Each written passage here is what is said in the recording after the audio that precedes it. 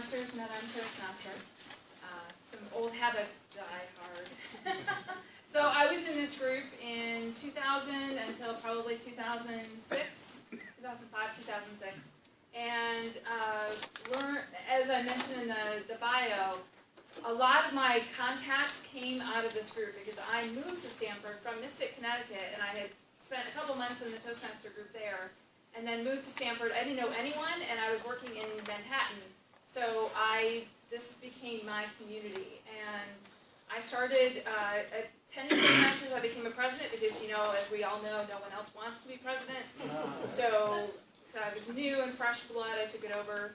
And from that point, eventually we started doing improv, and that was great. And we did one workshop one evening. Russell, I think you know this story. I think I've mentioned this before.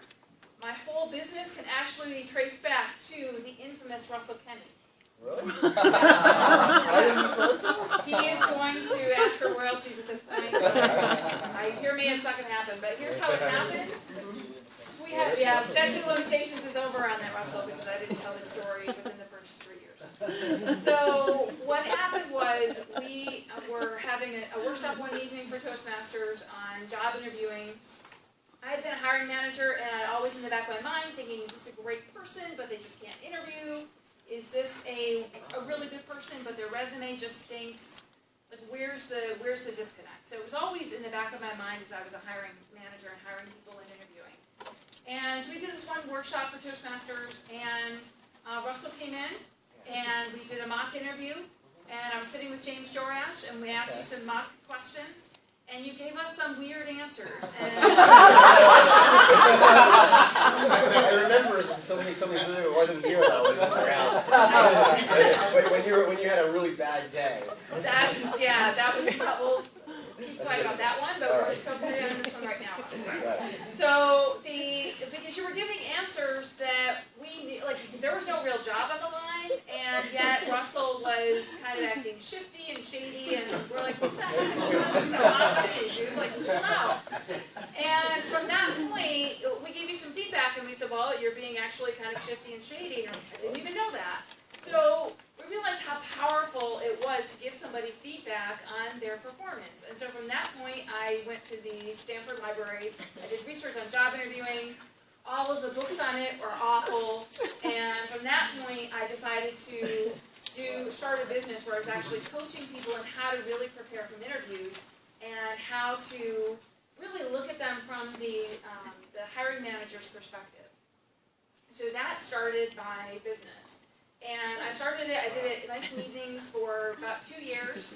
A major part of my business was speaking, because there's a lot of job seeker groups in the area that are for professionals. So there were Darien Professionals at the time, New Canaan Cats, Northern Fairfield Professionals, like there's a whole bevy of them. And the opportunity to get in front of a room full of 30 people who were unemployed, who were my target market, was completely irresistible. I had to do it. I had to nail it. So I had the idea to really market those groups, and then I also got a book called Get Paid to Speak by Next Week. It was written by, and it's a whole workbook thing, it's done by Darren LaCroix. It's fantastic. And I used that book and the tips from that book, and I was listening to the audio CDs as I was commuting into the city to my day job, because I was starting this business on nights and weekends. And one of the tips was to send out an email invite list to people so that they sign up on your email newsletter, and then from that point you're able to market to them ongoing and they become part of your list. So I worked that plan for a couple of years, and while keeping a full-time day job and doing all of this stuff out here in Stamford and in the surrounding area. So about 3 months before the economy tanked, I gave my notice at my job because I had built up my business to the point where I felt comfortable being able to do that. I'm single, I own a home, I would have to pay for health insurance, like there was no net anywhere. And yet I walked to my boss's office and I said, ready to go, let's work out a deal. And I worked there part-time, 3 days a week, while I was able to continue to build the business out here full-time, or the other 2 days a week. For the next 3 months. And my last day was October 1st, 2008. Wow, how exciting. It was the last Awesome. And then I had the pleasure for the next 2 or 3 years of every time I introduced myself, people would say, wow, you must be doing great. There are so many people out of work. I would say, yeah, little thing about that, they don't have any money. No one has money. So I stuck to the plan, though. I stuck to the plan, and every time I spoke, I sent out the email sign-up sheet. Put those people into my email newsletter, marketed to them, and built a list. And just kept working the system. I even eventually added, as per Darren's advice, I added recordings of my presentations, and I was selling the CDs for that. So I was selling those for $5 a piece. And if you think there are things that are cooler than selling a CD and then coming back, so I would have an engagement at Daring Professionals or one of the other job seeker groups. I sell the CDs, one person would buy a CD, probably 6 months later they would ask me to come back and speak again. A person would come up and she would say, I've already bought this one, I want to get the rest of the album, the rest of the series. I felt like a rock star.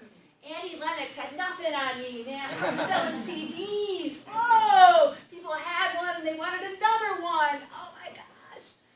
So that was a big rock star moment. So little things like that kept me going. So that's part of the fight for the win and the being crafty. I had to fight. I had to fight to make this work. The economy was awful. I had structured my whole business around marketing to individuals and not doing outplacement. Huge mistake. All the money at that point was in outplacement because companies were paying people to do their resumes, but individuals didn't have the money to pay coaches like me to do work for them. So I had to fight for the win. If I was going to do this business, I had to find a way to make it work.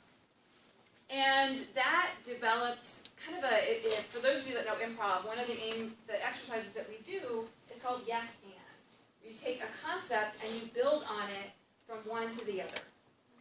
And that's how I live my life. It's one big yes and. Anytime I hear an idea, a concept, a thought, something that someone tells me, my first thought is yes, and how can I make it work?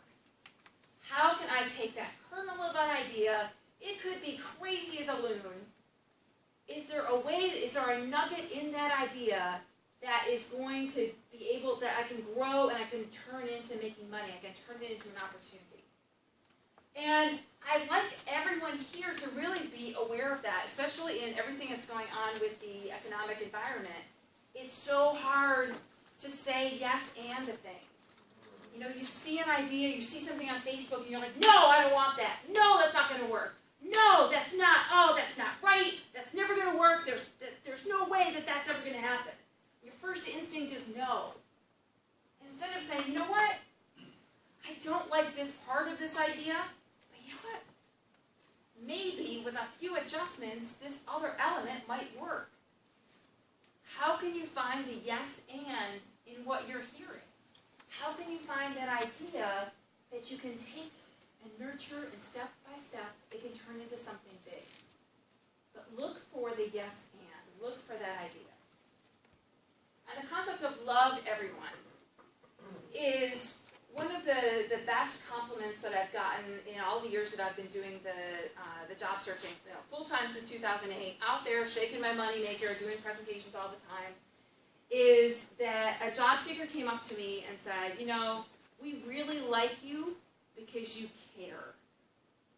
You really care about us. And one thing I will always remember is you may not remember what I say, you may not remember my words, but hopefully you'll remember how I make you feel. And whenever I work with my job seekers, I'm always trying to encourage them, I'm always trying to find the yes and. I need to find a way to make it work. I need to find a way to get these people jobs. No matter how weird, how uneducated, how difficult, how long they've been out of the workforce, if they've been in jail, no matter what this poor person's challenge is, I got to find something in them to love. And then I got to find a way to get them a job. Because I can't give up. Because they've already kind of given up on themselves. So I have to find a way to make that happen. So that's how I approach my life. That's how I approach everything that I try to do, is find the yes and, find the love, be crafty, and just fight for it. Fight for what you want and make it happen.